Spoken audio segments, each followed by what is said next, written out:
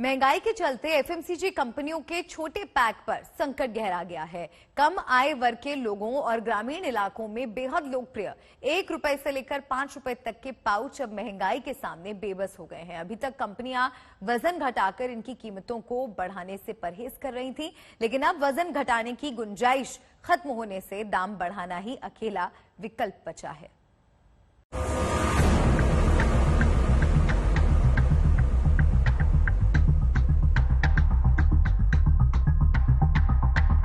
छोटा पैकेट बड़ा धमाल वाला फार्मूला देश की एफएमसीजी कंपनियों के लिए फायदे का बड़ा जरिया रहा है, लेकिन बीते कुछ वक्त से 1, 2 और 5 रुपए के पाउच ने एफएमसीजी कंपनियों को मुश्किल में डाल दिया है।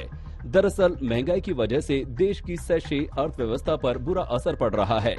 कच्चे माल की कीमतों में इजाफे के चलते एफएमसीजी कंपनियों ने छोटे पाउच के दाम बढ़ाने की जगह इसका वजन घटा दिया, लेकिन महंगाई में जारी तेजी के चलते एफएमसीजी कंपनियां अब इसका वजन और नहीं घटा सकती हैं।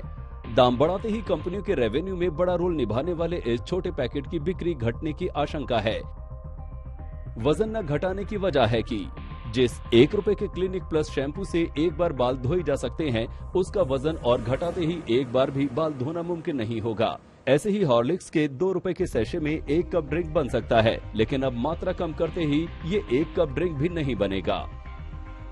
जानकारों का भी मानना है कि कम कीमत वाले पाउच में क्वांटिटी के लिहाज से एक स्तर के बाद उसे कम करना संभव नहीं होगा। इसके बाद केवल एक ही विकल्प बचेगा कि पाउच की कीमत बढ़ा दी जाए, लेकिन जो ग्राहक अब 1, 2 और 5 रुपए के पाउच की आदत डाल चुके हैं, उनके लिए कीमतों में बढ़ोतरी करना कंपनियों की बिक्री पर चोट पहुंचा सकता है। मात्रा घटाने का असर अभी से नजर आने लगा है। मिसाल के तौर पर 5 रुपए में 100 ग्राम मिलने वाला बिस्किट का पैकेट अब महज 50 ग्राम का रह गया है। ऐसे में ये भूख मिटाने में नाकाम है।